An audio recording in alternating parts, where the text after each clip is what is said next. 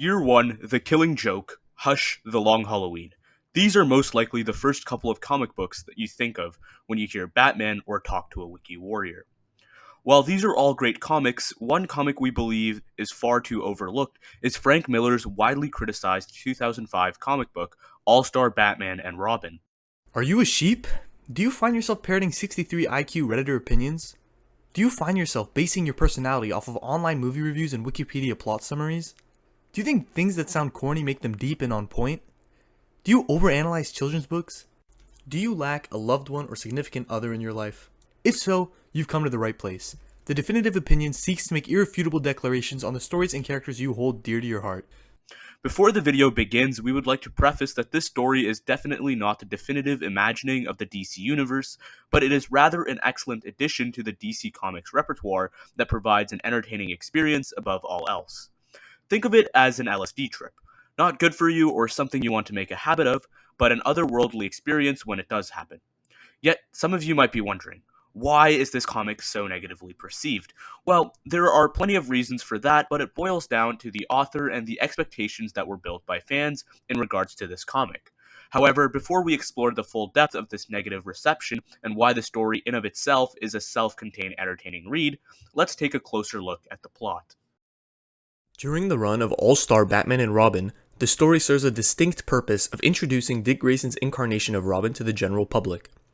During this run, the relationship between Batman and Robin is put in the center. While trying to get to the bottom of the murder of Dick's parents, Batman explores the rest of the DC universe, coming face to face with other heroes and villains, specifically the likes of the Proto-Justice League, Black Canary, Batgirl, and the Joker. As previously mentioned, the story focuses around the development of Robin as a character and coming to handle the grief that comes with losing his parents and finding closure by becoming more than who he is.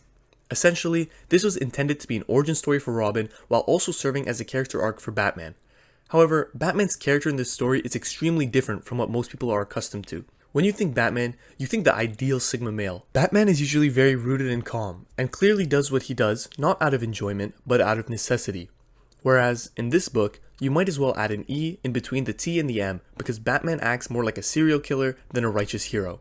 He constantly acts deliriously and seems very off-putting and unsettling, even claiming that he loves being the goddamn Batman. We know this isn't usually the case, as Batman usually seems very somber about his position as a vigilante. Here's a clip from the show Young Justice that should pretty well encapsulate what fans usually think of as Batman's attitude towards crime fighting and Robin's involvement in it. I did. I shouldn't be surprised, since you indoctrinated Robin into crime fighting at the ripe old age of 9. Robin needed to help bring the men who murdered his family to justice. So he could turn out like you? So that he wouldn't. While the choice of making Batman so delirious and unhinged may seem very weird and off-putting for a lot of people watching right now, I want you to ask yourself, how do you really think someone who watched their parents die in an alley and then decided to dress up in a batsuit and beat the heck out of homeless people that are just trying to make a living would really act in the real world? Frankly, I think Miller was dead on, and even if he wasn't, it's still a very entertaining read to see Batman like this. To start off, one of the biggest points of contention when discussing the story is Frank Miller, the author himself. When considering the impacts Frank Miller had on the comic book industry, it is undeniable that Miller is an absolute dog, who has changed and redefined various characters throughout his saucy runs on Daredevil, Wolverine, and Batman. With The Dark Knight and Year 1, Miller carried future Batman writers working in the industry, and as such, when it was announced that Miller would be returning to write the Batman and Robin run for the All-Star series, various fans were creaming in their pants, and not to a woman, to see what he would be coming up with. Yet, something had really changed with Frank Miller during this time. Being someone who grew up in New York and coming off 9/11, a lot of his work post this time period reflected a more unhinged property that essentially made his work a lot more darker and grittier, very similar to his work on Sin City. In doing so, Miller rose up and understood that he lived in a society, adopting the average 14-year-old Redditor's sense of dark humor with a based amount of xenophobia. A lot of his work post 9/11 tended to focus on a lot more social commentary, with it tending to have more homophobic, sexist, and Islamophobic remarks. In other words, Miller was based.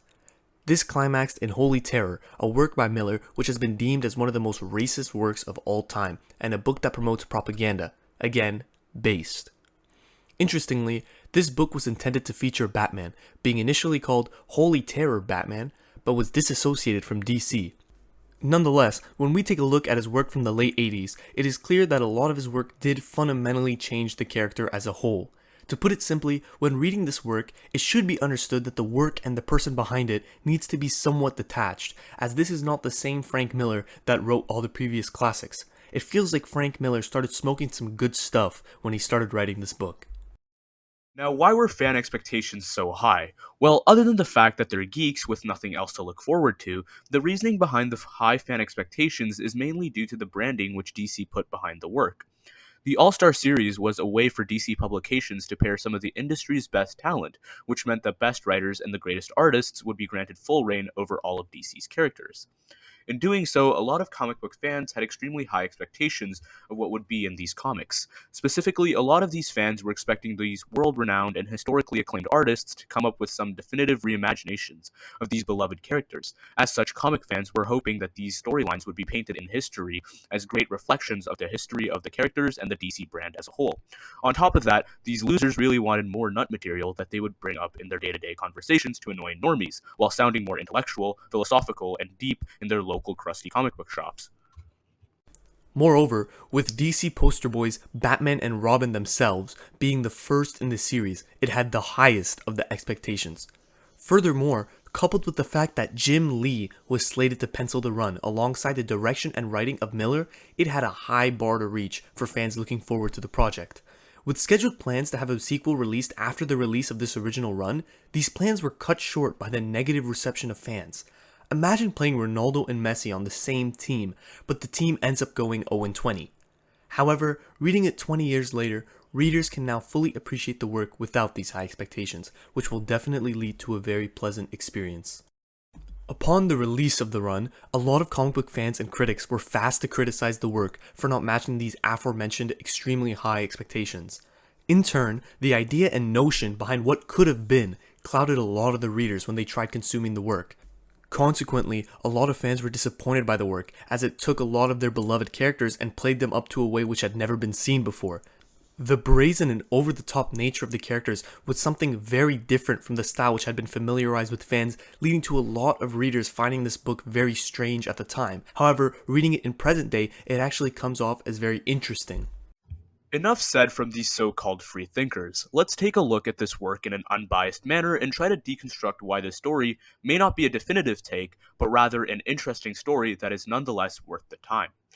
First things first, let's get one thing clear. This story can be defined by two simple words: an acid trip. This story is an elaborate way for Frank Miller to troll the whole of the comic book fan base by taking the whole cast of the DC universe and then deconstructing them down to explore the realism behind said characters in an interesting way. One of the ways this is accomplished is by having the majority of dialogue come in the form of thoughts rather than actual dialogue. Matter of fact, Batman talks to himself more than to any other character in this story. What this does in terms of reading the story is that it gives us a better look at Batman's unhinged and almost psychotic ramblings. After all, we need to understand that this is a grown man in a Batman costume. In no way would Batman be acting so stoic in the real world. He would be a crackhead you'd step over on the street. Miller understands this and develops the characters as parodies of what they would most probably act like in the real world. The realism grounds a lot of the characters, which is definitely something interesting, offering a lot more variety from what is usually seen when it comes to the exploration of each character's psyche. In addition, this story should never be seen as the definitive take on the characters, which is what a lot of people were expecting when this book released. It is more like an interesting take, more plausible and realistic take, and very importantly, a very entertaining take. Miller still gives enough information to give new readers an idea of what the characters actually are, but a lot of the characters' fundamentals are very different from what fans are usually used to. As discussed before, a lot of the fundamental parts of the characters are changed in the story, which again makes it very entertaining and a very fresh take on the characters. Miller manages to really make this story a lot more realistic to what would actually happen in the real world, as we know Batman taking an orphan off the streets and making him fight crime does not really seem like a very plausible or great thing to do. Like, realistically, if someone is going to do that, they have to be kind of messed up in the head, which is what Miller explores in this exact novel. This is therefore proven to be a very realistic introduction to Robin that critiques a lot of the reality behind the DC universe and how these characters interact with each other due to their often talked about weaknesses, strengths, and personalities.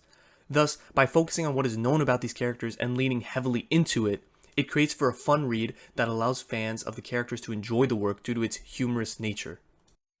Now, what makes this story so entertaining? The entertaining part of the comic book has to be the humor, which is employed throughout the whole book.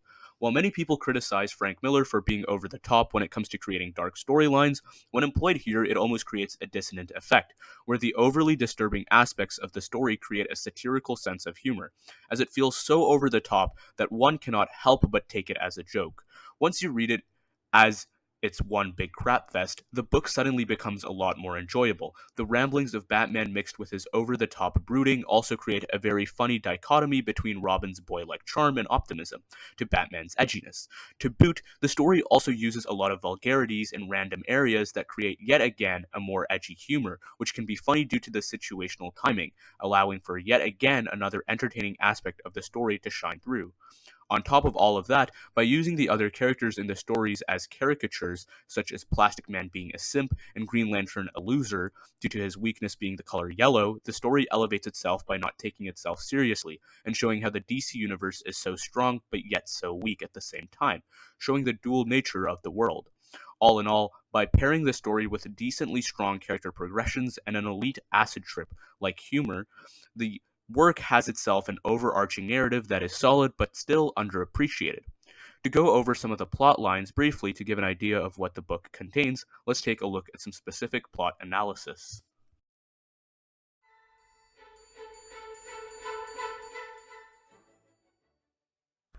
This book, or more specifically the released issues, are mainly to showcase the origin of Robin and how he ends up grounding the unhinged Bruce Wayne.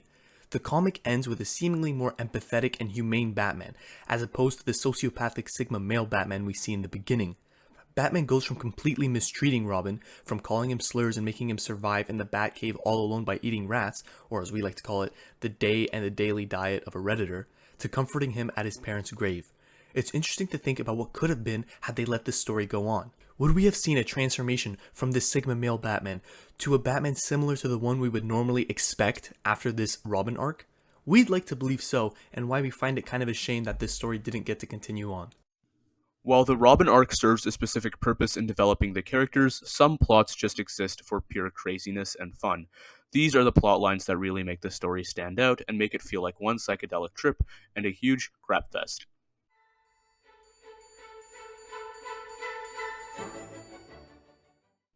We can describe this arc and what it served to the book in one word: booba.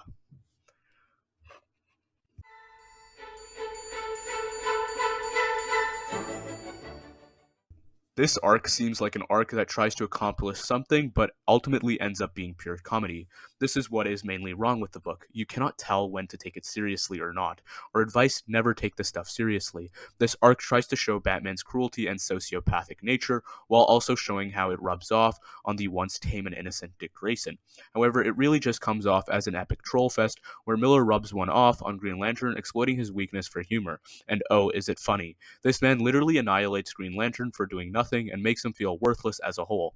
However, this arc has some finality when Batman comes around and teaches Dick about his no-kill rule, but that is achieved by absolutely desecrating the character of Green Lantern. I guess Miller was ahead of the 2011 Green Lantern writing team on this one. Another amazing part of this story is definitely the artwork. Like usual, Jim Lee, or how we like to call him Lee, does a great job in creating the world of the DC universe for this run. By creating iconic versions of the character, which is very reminiscent of past runs, Lee creates a solid foundation for future artists to pull from when designing the world of DC. The strong, bold lines provide the much-needed edge and weight to the comics, which make the read a lot more pleasant and entertaining. To conclude, All-Star Batman and Robin should never be recommended as someone's first ever comic book if you want to be introduced to the world of DC, and as such, it should never be claimed as the definitive take on the DC universe.